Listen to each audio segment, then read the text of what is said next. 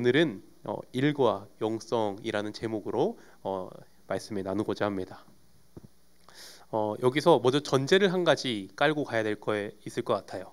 여기서 일이라고 말하는 것은요, 직장만을 말하는 것이 아닙니다. 전업주부에게는 집안일이 일인 것입니다.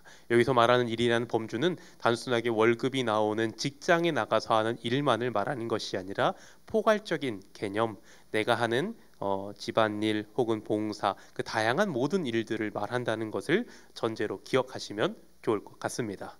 오늘의 일과 영성 파트 1, 하나님의 황홀한 설계라는 제목으로 말씀을 나누고자 합니다. 파이어족이라는 단어를 들어보셨을지 모르겠습니다. 파이어족은 조금 더 정확하게 말하면 파이어 운동이라고 부를 수 있는 이것은 경제적 자립과 조기 은퇴, 그것 두 가지를 추구하는 경제 절약 운동입니다. 한국에서는 경제적 자유라고도 부르며 위와 같은 파이어 운동을 실천하는 사람들을 일컬어 파이어족이라고 부릅니다.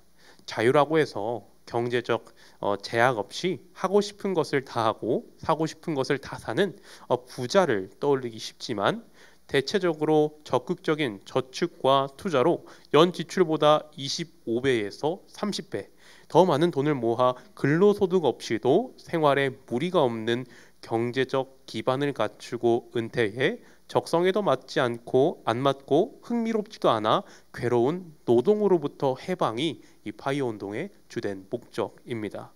이들은 주로 빠르면 30대 중후반, 늦어도 40대 초반, 가로 열고 제가 써놨는데요, 37세에서 42세 한참 일할 나이죠. 이 나이에 은퇴를 하는 것을 목표로 합니다. 네이버 지식인에 어떤 사람이 질문을 올렸어요. 파이어족이 되기 위해서는 얼마 정도를 모아야 하나요? 하고 질문을 올렸습니다.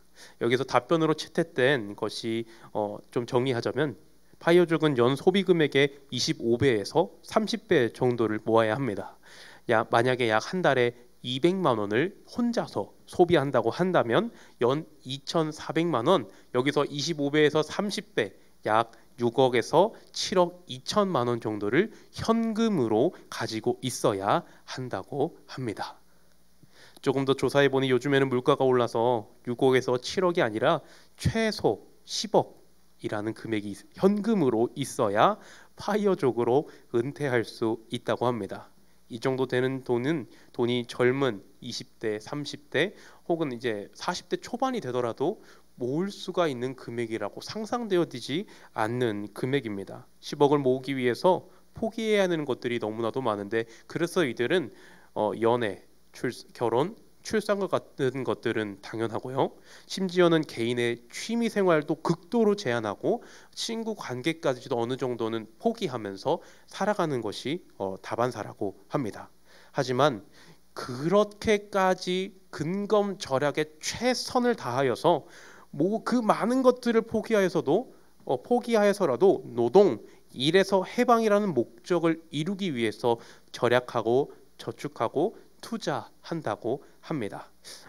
이 파이어족에 대해서 잠깐 조사를 하다가 떠오르는 그 예능 프로그램이 하나 있었어요. 지금은 종영됐는데, 국민 영수증이라는 프로그램을 보신 적이 있을지 모르겠습니다. 거기에는 좀 이제 사람들이 나와서 카드 내역을 공유하면서 이 사람이 어떻게 어디에 많이 소비를 하는지, 어떻게 소비 습관을 개선해야 되는지를 좀 개선해주기도 하면서 조언을 구하는 그런 프로그램이었는데요. 대부분 여기 등장하는 사람들의 소비 습관이 과지출, 대부분이 과지출입니다. 많은 소비의 습관에 쩌들어 있는 사람들이 많이 나오는데, 몇몇 가끔씩 엄청나게 절약하는 사람이 등장하기도 하더라고요. 그 중에서 인상적으로 기억나는 사람이 20대 후반, 30대 초반이었는지는 정확하게 기억이 안 나는데, 그 사람이 그 나이 때까지 열심히 근검 절약해서 모은 돈이 대략 3억 조금 안 되는 금액을 모았다고 합니다. 대학교를 졸업하자마자 취직하고 거기서 나온 모든 금액의 거의 80%가량을 저축하여서 주식도 투자하고 여러 가지 투자를 통하여서 모은 거의 10년 가까이 돼서 모은 금액이 약 3억이 조금 안 되는 금액이었다고 합니다. 근데 그렇게까지 해서 왜 모으느냐라고 했을 때 분류는 두 가지였어요. 첫 번째는 그냥 돈 모으는 게 재밌어서요. 돈 모으는 재미에 살아요. 라는 한 부류와 일하기 싫어서 빨리 은퇴하고 싶어서요 하는 이런 파이어족 같은 사람들이 있었습니다. 그들은 대부분 많은 것들을 포기하고 사는 것이 저것이 정말 하나님이 말씀하시는 인간다운 삶인가 하는 의문이 들었던 것이 기억이 납니다. 계속해서 보자면 2018년에 한 수원 성당에서 청소년들을 대상으로 노동 인식을 조사하였습니다. 노동이라고 하면 떠오르는 단어는 이라는 질문에 가장 많은 응답은 1위 힘듦이었고 그 뒤를 노력, 성실이 이었고 보람이라는 단어는 정말 극소수의 한두 명 정도의 아이들만 보람이라고 대답하였다고 합니다. 지금 2018년에서 6년이 지났을 시점인데요. 중학교 1학년이 14살입니다. 청소년은 중학교 1학년부터죠. 그 중학교 1학년이 지금은 20살, 최소 아르바이트라도 한 번쯤 해봤을 나이가 되었죠. 그 아이들이 생각하는 이제 노동의 관점이 힘듦이라는 것입니다. 물론 이 조사가 모든 사람들의 답변은 될 수는 없습니다. 몇몇의 극소수의 보람이란 답변도 존재하잖아요. 물론 이 모든 사람의 답변은 될 수 없지만 앞서 본 사상의 흐름과 인식조사의 비율을 볼 때 오늘날 노동에 대한 인식은 긍정보다는 부정에 가깝다는 것을 볼 수 있는 것입니다. 여기까지가 오늘날의 일 그리고 노동에 관한 사람들의 인식이고 사상의 흐름입니다. 그렇다면 성경을 통해서 우리 그리스도인들이 보아야 하는 이 노동에 대한 관점은 무엇인지 살펴보고자 합니다. 일과 일에 대한 성경적 관점을 보기 위해서 오늘 함께 보고 여러분에게 소개하고자 하는 책은 팀 켈러 목사님의 일과 영성이라는 책입니다. 이 책은 성경에 대한 관점과 직장에서 살아가는 성도들에게 나의 일을 통해서 어떻게 하나님께 영광을 올려드릴지에 대해서 기록한 책입니다. 오늘은 그 중에서 파트 1, 하나님의 황홀한 설계에 대해서만 우리가 짧게 나누도록 하겠습니다. 이 책을 작성하신 팀 켈러 목사님에 대해서 간단하게 소개하자면요. 세상에서 가장 세속적인 도시 중 하나로 뽑을 수 있다 하는 뉴욕 도시에서 사람들에게 복음을 전하신 목사님으로 미국 장로교 리디모 교회를 담임하셨고 작년 2023년 5월에 하나님의 품에 안기신 목사님입니다. 뉴욕 사람들의 마음을 움직인 그분의 일에 대한 관점이 일에 대해서 어떻게 말씀하시고 적용하였는지를 우리가 한번 나눠보기를 바랍니다. 가장 먼저 말씀을 읽고 시작하도록 하겠습니다. 창세기 2장 1절에서 15절인데요. 제가 좀 중요하게 보고자 하는 단어에 빨간색으로 표시를 했는데 잉크가 좋지 못해서 좀 번졌습니다. 네, 믿으면 모두 다들 성경을 너무 열심히 읽으셔서 다 아는 단어죠. 생각하고 함께 한 목소리로 또박또박 읽도록 하겠습니다. 함께 읽겠습니다. 시작. 천지와 만물이 다 이루어지니라. 하나님이 그가 하시던 일을 일곱째 날에 마치시니 그가 하시던 모든 일을 그치시고 안식하시니라. 하나님이 그 일곱째 날을 복되게 하사 거룩하게 하셨으니 이는 하나님이 그 창조하시며 만드시던 모든 일을 마치시고 그날에 안식하셨음이니라. 여호와 하나님이 그 사람을 이끌어 에덴 동산에 두어 그것을 경작하며 지키게 하시고. 아멘. 창세기 1장은 하나님의 천지 창조에 대해서 기록하고 있습니다. 이에 대해 창세기 2장 1절에서 3절은 하나님의 창조에 대해서 설명하고 있는데 저자는 천지를 창조하신 하나님의 사역을 일 혹은 노동으로 묘사합니다. 우주를 만드는 광대한 프로젝트를 일주일 동안 진행된 노동으로 그려내고 있는 것입니다. 성경은 입을 떼자마자 일에 대해서 이야기합니다. 이는 노동이 얼마나 중요하고 기본적인 요소인지 단적으로 보여주는 대목이기도 합니다. 뿐만 아니라 창세기 2장 15절은 최초의 인류가 낙원에서 일을 하고 있었음을 보여주고 있습니다. 하나님의 창조 역사 그리고 인간을 만드신 목적에 뿌리를 두른 목적의 일이라는 뿌리를 두른 이러한 성경적 노동과는 세상의 온갖 종교나 신앙과 명확하게 구별됩니다. 성경에서 창조는 장인의 계획에 가깝고 명품을 만드는 장인으로서 하나님께서는 온 세상을 노동을 통하여 창조하셨습니다. 반면 그리스 시인 헤시오도스는 인간이든 신이든 황금 시대 동안에는 일할 필요가 없다라고 말합니다. 여기서 등장하는 황금 시대는 그리스 신화에 등장하는데요. 성경 에덴 동산처럼 성경에서 말하는 에덴 동산과 같이 최초의 낙원에서는 땅이 먹을 거리를 넘치도록 냈기 때문에 일을 할 필요가 없다라고 말하였습니다. 성경과 너무나도 반대지요. 에덴 동산에서는 먹을 것이 풍족했습니다. 그들은 원래 일을 하지 않아도 되었었죠. 하지만 하나님께서는 그들에게 땅을 정복할 것과 그들을 다스릴 것을 명령하셨습니다. 그들에게 일을 부여하신 것이죠. 성경의 가르침과 세상적인 종교의 가르침은 천지 차이인 것입니다. 창세기는 첫 장부터 멜레카라는 히브리어 표현을 써가며 일하시는 하나님의 모습을 드러냅니다. 요셉이 형들의 손에 노예로 팔려 보디발 장군의 집에서 일을 할 때 이 일하다 그 단어를 멜레카라는 표현으로 사용하였습니다. 멜레카는 직업, 일, 노동을 뜻하며 모든 인간의 노동을 뜻하는 히브리 단어의 어원입니다. 그리고 창세기에도 하나님의 창조를 하나님의 일을 표현할 때 멜레카라는 히브리어 일하시다라고 사용하였습니다. 이처럼 태초에 하나님은 일하셨습니다. 노동은 결코 뒤늦게 추가된 필요 악이나 인간이 만들어낸 제도가 아니라 창조주가 그리신 밑그림입니다. 하나님은 순전한 기쁨을 얻도록 일을 노동을 지으신 것입니다. 창세기 1장에서 하나님은 일하실 뿐만 아니라 거기서 큰 기쁨을 누리셨습니다.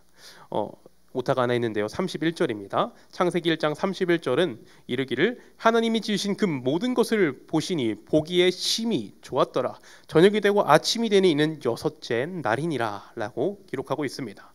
하나님은 스스로 지으신 세상을 참 아름답게 여기셨습니다. 그리고 그것을 뒤로 물러서서 지으신 모든 것을 보시다가 결국에는 탄성을 저지르셨습니다. 참 좋구나. 영어로 하면 very good이라는 표현인데요. 너무 좋구나, 정말 좋다라는 하나님이 일하시고 그 모든 것을 보시며 뿌듯함을 느끼셨다라는 말입니다. 하지만 하나님은 이 모든 것을 보시고 그 모든 것을 창조하시고 모든 것을 보신 후에 뿌듯함을 얻으신 후에 은퇴하지 않으십니다. 만물을 창조하실 뿐만 아니라 피조물들을 돌보는 일을 계속해 나가시는 것을 보여줍니다. 신학자들이 공급이라고 부르는 사역입니다. 주님은 인류를 지으시고 스스로 공급자가 되어 세상을 돌보시는 것입니다. 정리하자면 앞선 부분을 한번 정리하자면요. 인간을 지으시고 인간을 위해 동산을 일구시고 물을 내셨으며 아내를 만들어 주셨습니다. 성경을 읽어보면 그 뒤로도 하나님은 공급자로서 샘물이 솟아나게 하시고 땅을 경작하시며 세상을 가꾸셨습니다. 스스로 만드신 피조물에 먹을 거리를 주셨고 고난받은 백성들에게 도움의 손길을 내미셨으며 궁핍한 이들이 살아가도록 필요한 모든 것을 채워주셨습니다. 구약에서뿐만 아니라 하나님은 지금도 살아 역사하시며 우리의 삶을 주관하고 다스리시는, 정리한 단어로 일하시는 하나님이라는 것입니다. 창세기에서 이렇게 일하시는 하나님, 이 하나님을 꼭 보아야 합니다. 그래 뿐만 아니라 한 가지 더 보아야 되는 것이 있다면 바로 일하는 우리입니다. 하나님은 일하실 뿐만 아니라 일꾼들, 사람들에게 그 일을 맡기기도 하셨습니다. 창세기 1장 28절에는 기록하기를 하나님이 그들에게 복을 주시며 하나님이 그들에게 이르시되 생육하고 번성하여 땅에 충만하라, 땅을 정복하라, 바다의 물고기와 하늘의 새와 땅에 움직이는 모든 생물을 다스리라 하시니라. 아멘. 정복하라는 말은 비록 하나님이 주신 만물이 더할 나위 없이 훌륭하지만 개발되어야 되는 여지가 여전히 남아있음을 가리킵니다. 피조세계에 아직 손이 닿지 않아 차츰 갖고 가야 할 여지를 남기셔서 인류가 노동을 통해 그 빗장을 열어가게 하신 것입니다. 창세기 2장 15절에서 주님은 사람을 데려다가 동산에 두시고 그곳을 경작하며 지키게 하시는 일을 주셨습니다. 하나님은 우리에게 공급자가 되시지만 우리 또한 그분을 위해서 일해야 한다라는 것을 보여주고 있는 대목인 것이죠. 주님은 실제로 인간을 통해 일하기 때문입니다. 한 번 더 광고하자면 1인 1사역이 꼭 동참하여 주시길 바랍니다. 여러분의 그 손길이 있어야 교회도 세워질 수 있는 것입니다. 마르틴 루터가 말하는 것처럼 하나님이 모든 생물을 먹이신다는 말씀은 농부와 다른 일꾼들의 수고를 통해 인류에게 먹거리를 베풀어 주신다는 뜻입니다. 이 표현을 꼭 넣고 싶었어요. 이후의 책에서는 이러한 노동자들에 대해서 말하기를 하나님의 손가락이다라고 표현합니다. 하나님께서 그 노동자들, 농부를 통해서 혹은 각종 그 직업을 가지고 일하시는 분들을 통해서 사람을 먹이시고 지금도 다스린다라는 표현 중 하나입니다. 창세기가 전해주는 일은 낙원의 일부라는 진리는 너무나도 놀랍다 못해 충격적이기까지 합니다. 일은 결코 재앙이 아니라 주님이 인생을 염두에 두고 마련하신 완벽한 설계의 일부입니다. 왜냐하면 인간이 일하시는 하나님의 형상대로 지음받았기 때문입니다. 일은 아담 타락 이후에 인류 역사에 끼어든 상함과 저주의 결과로 보아서는 안 됩니다. 이러한 노동과는 결국 앞서 본 현대인들의 인식, 힘듦, 괴로움과 다를 것이 전혀 없기 때문입니다. 노동은 하나님의 정원 에덴 동산에 존재했던 축복의 일부입니다. 일은 음식, 아름다움, 여기는 쉼이 아니라 쉼입니다. 우정 그리고 성과 마찬가지로 인간의 기본적인 욕구에 해당합니다. 의미 있는 일을 하지 못하면 내면적으로 심각한 상실감과 공허함에 시달리게 되고 맙니다. 필라델피아 외곽에서 기업을 운영하는 제이와 바버라 부부가 있었다고 합니다. 이 부부는 발달 장애를 가진 성인들에게도 노동이 필요하다는 것을 절실하게 깨달았다고 합니다. 특수교사로 일하던 시절 제이는 학교를 졸업한 학생들의 진로 때문에 늘 고민이 많았다고 합니다. 통상적인 직업 교육과 고용 프로그램만으로는 충분한 일자리를 확보하기 어려웠으므로 대다수 학생들은 졸업생들은 마땅한 돈벌이 수단을 구하지 못한 상태로 무한정 빈둥거릴 수밖에 없었다고 합니다. 결국 이들은 직접적으로 움직였습니다. 1977년 제이와 바버라 부부는 그런 처지에 있는 이들을 잘 훈련하고 일거리를 제공하는 회사를 설립하였다고 합니다. 그리고 후에는 이 회사를 운영하면서 이후에는 말하기를 우리가 돌보는 이들은 일상적인 세계에 편입되기를 바랄 따름입니다. 자신을 긍정적으로 인식하고 제 힘으로 벌어서 먹고 살고 싶은 것이지요. 이 회사 직원들은 비로소 일꾼이자 창조자로부터 설계된 인간에게 필수적인 영역들을 완전하게 충족시킬 수 있게 되었다고 합니다. 이 기업은 이후에 480명이라는 직원을 거느리는 큰 회사로 성장하였다고 합니다. 인간에게 일이란 인간의 삶을 구성하는 대단히 근본적인 요소입니다. 해를 입지 않고 의미를 찾을 수 있는 몇 안 되는 영역에 속합니다. 실제로 성경은 하루 동안 일하고 엿새를 쉬라거나 일과 쉼이 정확하게 균형을 이루어야 한다고 가르치지 않습니다. 여가를 누리고 즐거움을 만끽하는 게 나쁠 것은 없지만 자칫하면 도를 넘을 수 있음도 기억해야 합니다. TVN 방송 프로그램 뉴퀴즈에는 다태아 분야의 최고 권위자 산부인과 전정관 교수가 임산부를 위한 조언을 한 것이 이슈가 된 적이 있습니다. 프로그램에 출연하여 전정관 교수님은 임산부들의 고통에 공감하며 임신 때 근거 없는 몇몇 이야기를 했습니다. 먹는 것, 태교 등등 다양한 이야기를 하였는데 대표적인 근거 없는 이야기가 안정이라고 말하였습니다. 그리고 교수님은 이야기를 더하여 제가 볼 때 제일 안 좋은 게 안정이다. 안정 빼고 다 해도 된다. 그리고 이어서 누워있다고 해서 조산에 아무런 도움이 되지 않는다. 누구를 위한 안정이냐고 목소리를 높였습니다. 여기서 말하고자 하는 것은 임산부 무조건 일해야 합니다. 그런 말이 아닙니다. 안정은 필요한 것이죠. 하지만 지나친 안정은 결국에는 독이 되고 만다. 그것이 누구를 위한 안정이냐라는 말입니다.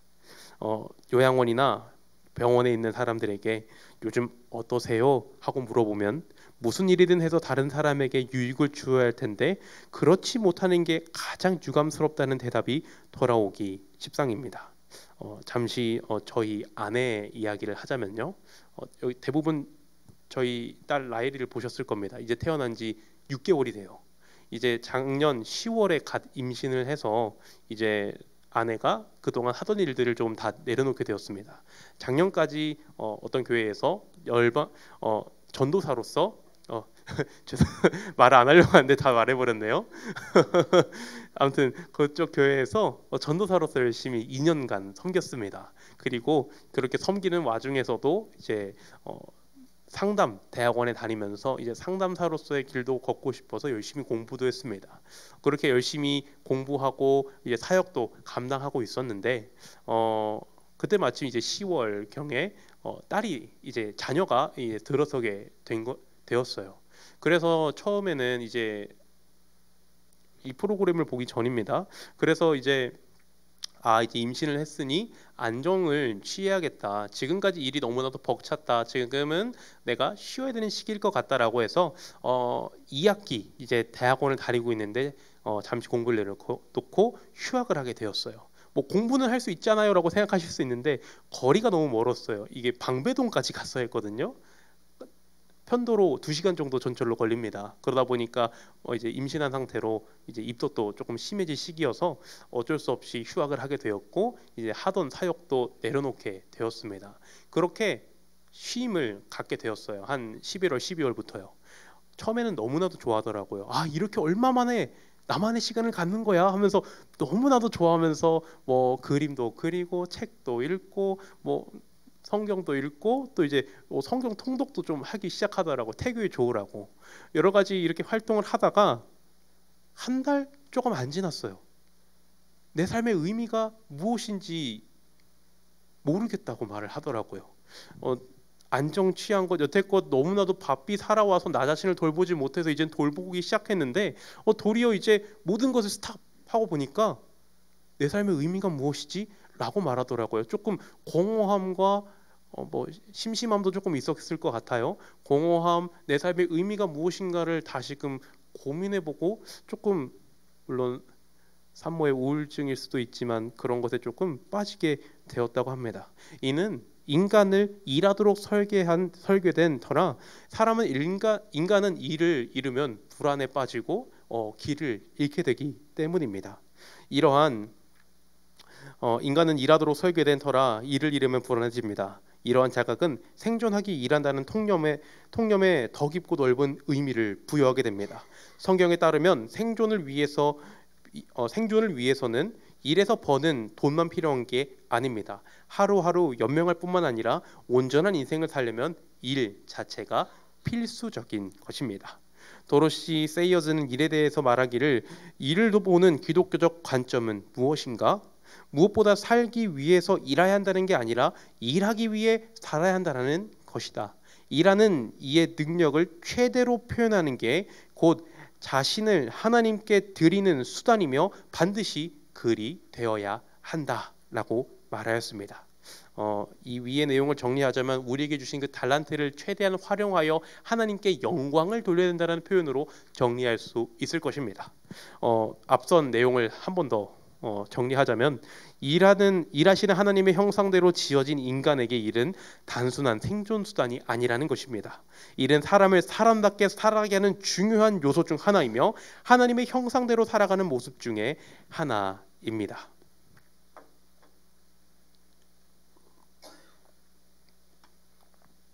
KBS에서 2022년에 2030 세대의 남녀 200명을 대상으로 청년층 퇴사에 대한 인식조사 보고에 따르면요, 퇴사라는 말을 들었을 때 연상되는 단어 탑10 중 1위는 자유였습니다. 현대인들은 자유를 전혀 제한이 없는 상태 정도로 이해합니다. 잠시 한번 물고기를 연상해 보면 좋을 것 같아요. 물고기는 공기가 아니라 물에서 산소를 흡수하므로 물을 벗어나지 않아야 최고로 자유로울 수 있습니다. 하지만 물고기 한 마리가 강을 벗어나 풀밭을 탐험하러 나갔습니다. 어떻게 될까요? 마음껏 움직일 수 있는 자유는 사라집니다. 그리고 목숨까지 잃게 됩니다. 고유한 속성을 지키지 않는 한 물고기는 자유롭기는커녕 도리어 위태로워지게 되는 것입니다. 생명의 세계가 다 이렇습니다. 자유는 구속이 없는 상태라기보다 올바른, 다시 말해서 자신과 세계의 본질에 투합되는 한계 속에서 살아갈 때 얻을 수 있습니다. 따라서 성경에 제시된 하나님의 명령은 자유를 보장하는 도구들입니다. 창조주께서는 말씀을 통해 인간을 지실 때 의도하셨던 존재대로 부르시는 것입니다. 잠시 또 제 이야기를 더 하자면요. 코로나가 심각할 당시에 한참 총신대학교 신학대학원에 다니고 있었습니다. 저는 그때 당시도 의정부에 살고 있었어요. 그리고 통학을 했습니다. 총신 신대원은 양지, 저기 용인 끝자락에 아주 멀리 있는데 대략 왕복으로 한 150km는 좀 넘는 거리였던 걸로 기억을 합니다. 더 될 수도 있어요. 근데 이때 코로나 당시 우리 유가가 얼마나 높았는지 기억 나시나요? 아주 사악한 가격이었잖아요. 그런데 이때 유가가 너무 비싸서 한 주에 톨비를 포함하여 한 주입니다. 통학을 위해서 필요한 금액이 10만 원이었습니다. 한 주 학교를 그냥 왔다 갔다 하는 것만으로도 10만 원, 한 달에 약 40만 원 정도가 통학하는데 소모되었습니다. 제가 그때나 지금이나 같은 경유 카니발을 몰고 다니는데요. 그 크게 차이가 나는 곳은 당시에는 이제 경유가 휘발유보다 비쌌던 적이 한 번 있잖아요. 대략 200원. 제가 많이 차이가 나는 곳은 250원까지도 보았습니다. 그래서 휘발유보다 비싼 경유를 넣으면서 휘발유 넣고 싶다라고 생각을 잠깐 했습니다. 근데 과연 경유차에 휘발유를 넣으면 어떻게 될까요? 차가 움직일까요? 당장 그 차는 카센터에 가거나 아니면 심각한 경우엔 폐차까지 이르게 됩니다.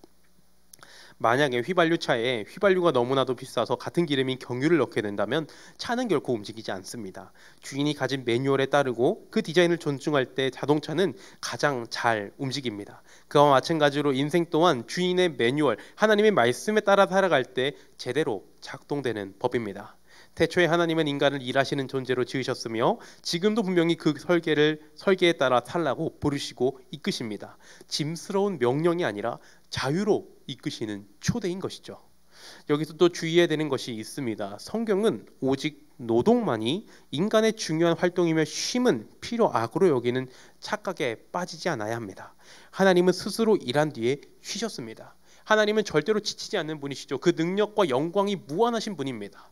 하나님은 굳이 쉬지 않아도 기력이 떨어지지 않는 분이셨음에도 불구하고 일주일의 하루를 고의적으로 비우셨습니다. 삶에는 일만 필요한 것이 아닙니다. 일이 없으면 의미가 있는 삶을 살 수는 없지만 일만이 우리의 유일한 의미라고 말할 수 없습니다.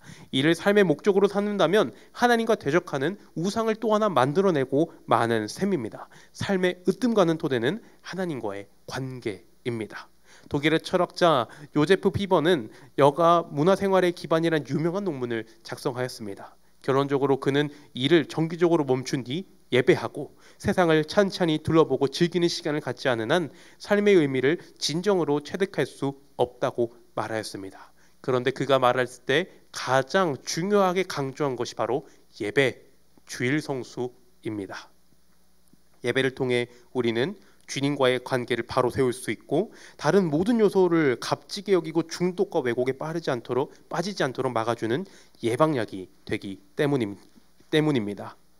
하나님처럼 일하고 하나님처럼 쉬는 것, 그것이 인간이 하나님의 형상대로 살아가는 것이며 주님과의 관계를 바르게 세우며 왜곡에 빠지지 않는 길입니다. 하나님의 말씀대로 사는 것입니다.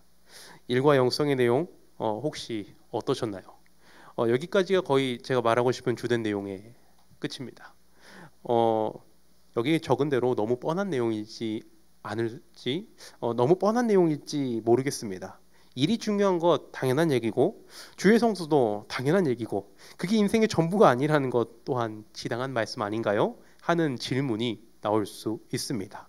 하지만 이처럼 뻔한 진리를 정확하게 파악하는 것은 중요한 일입니다. 사람은 누구나 알고 있는 그 뻔한 것을, 가장 중요하다고 말하는 그 뻔한 것을 놓치기 때문입니다. 저는 여기서 장담하건대 저는 여기서 헬스를 제일 잘하는 사람은 저일 겁니다. 전 19살 때부터 지금 29살인데요. 10년 동안 거르지 않고 일주일에 4번 이상을 꼭 헬스를 했습니다. 지금도요. 그런데 이제 헬스를 오래 하다 보면은 딱 보여요. 저 사람이 온 지 얼마나 됐구나. 저 사람은 한 초급자 정도. 이 사람은 좀 적당히 했구나. 중급자다. 저 사람은 진짜 고수다. 하는 게 딱 보입니다. 어디서 그게 제일 많이 보일 것 같나요? 중량? 절대 아닙니다. 가장 보기 쉬운 거는 준비 운동입니다. 준비 운동과 마무리 운동을 통하면 쉽게 볼 수 있습니다. 여러분 운동할 때 가장 기본적이고 기초적이고 중요하다고 생각하는 것은 준비 운동이죠. 준비 운동을 해야 다치지 않고 다음에 운동도 이어갈 수 있으니까요. 근데 초급자는 그것을 잘 몰라서 준비 운동을 잘 못합니다. 딱 보면 알아요. 그 사람들은 준비 운동을 끝입니다. 이러기로 끝나요. 해볼까 하고 끝입니다. 이제 그 다음에 어느 정도 한 사람, 대략 한 1, 2년 정도 헬스를 좀 했다라고 한 사람들 어떻게 하는지 알아요? 고 하고 끝입니다. 다음에 장비 착용하고 갑니다. 근데 고수들은 어떻게 하는지 아시나요? 매트를 깝니다. 그리고 그곳에서 스트레칭을 대략 20에서 30분 정도 합니다. 그리고 나서 운동에 들어갑니다. 그들이 고수입니다. 그리고 그 운동이 다 마무리된 이후에는 그 모든 것을 정리하는 마무리 운동, 전문 용어로 쿨다운이라고 하거든요. 그 쿨다운까지 완벽하게 마무리합니다. 그들이 고수고 그들이 운동을 잘하는 사람들입니다. 신앙생활에 있어서 이 일과 영성이라는 것 너무도 기본적인 내용이었죠. 근데 그 기본적인 것들을 지키지 못하기 때문에 우리는 신앙의 왜곡에 빠지게 되고 잘못된 길에 들어서게 되는 것입니다. 주일 성수 너무나 중요한 내용이죠. 누가 몰라요? 그 누구나 아는 것을 지키지 않을 때 우리는 잘못된 길로 빠지고 됩니다. 정말 신앙의 오랜 고수가 될수록 우리는 더 이 기본, 기초라고 하는 일과 영성을 통해서 본 그 하나님께 나아가는 그 예배를 우리 소중하게 여겨야 되는 것이죠. 하나님처럼 일하십시오. 그리고 하나님처럼 쉬십시오. 이게 기본이지만 이 기본적인 진리를 잘 아는 것이 너무나도 중요하다는 것입니다. 어떤 청년이 취직을 하고 이렇게 말했습니다. 취직을 하고 삶의 질이 떨어졌다고 말이죠. 뿐만 아니라 종종 우리에게도 일하기 싫어라는 생각이 들 때도 있을 것입니다. 하지만 그러하게 생각이 들 때마다 세상 가운데 특히 노동이 죄의 대가로 임한 저주라는 생각을 떠올리게 만들기도 하지만 일 자체는 저주가 아니라는 사실, 하나님의 선물이라는 사실을 기억해야 합니다. 그것이 인간을 설계한 하나님의 의도이기 때문입니다. 간단하게 정리하자면 일은 의미 있는 인생과 떼려야 뗄 수 없는 핵심 요소입니다. 하나님이 주신 최고의 선물이며 삶의 목적을 주는 주요한 요소 가운데 하나입니다. 그래서 주님의 뜻을 쫓는 고유한 역할에서 벗어나서는 그렇다고 주님의 뜻을 쫓는 고유한 영역에서 역할에서 벗어나서는 안 됩니다. 신체적으로 기운을 찾기 위해서만이 아니라 이 세상과 일상을 기쁘게 받아들일 수 있게 하기 위해서 정기적으로 일을 놓고 쉬어야 합니다. 예배의 자리로 주일마다 예배의 자리로 나와야 한다는 것입니다. 이 시간 함께 우리가 일과 영성이라는 내용에 대해서 다 같이 들었는데요. 또다시 저에게 특강의 시간이 온다면 다음에는 어떻게 우리가 일이 이렇게까지 타락하였으며 그것이 우리에게 주는 의미와 교훈은 무엇인지에 대해서 일과 영성 파트 2로 돌아오도록 하겠습니다. 이 시간 함께 기도하기를 바랍니다.